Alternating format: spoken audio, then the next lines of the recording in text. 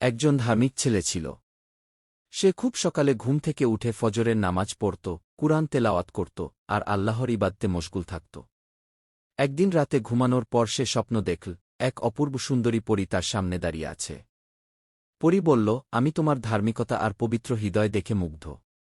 তাই প্রতিদিন স্বপ্নে তোমার দেখা দিতে চাই গি। ছেলেটি জেগে গিয়ে ভাবল, এ তো শুধুই স্বপ্ন। কিন্তু পরের দিন রাতেও সে স্বপ্নে ওই পরীকে দেখল। পরী এবার বলল, ভয় পেও না, আমি জান্নাতের একটি পরী।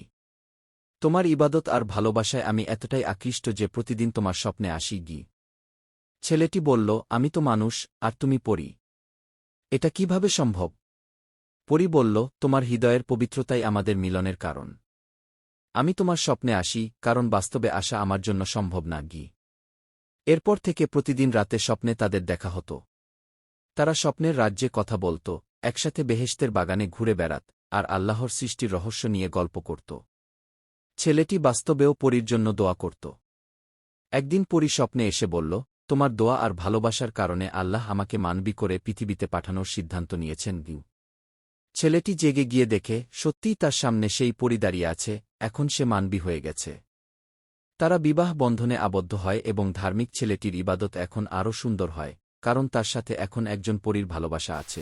গল্পের বাকি অংশ দেখতে আমাকে সাবস্ক্রাইব করুন।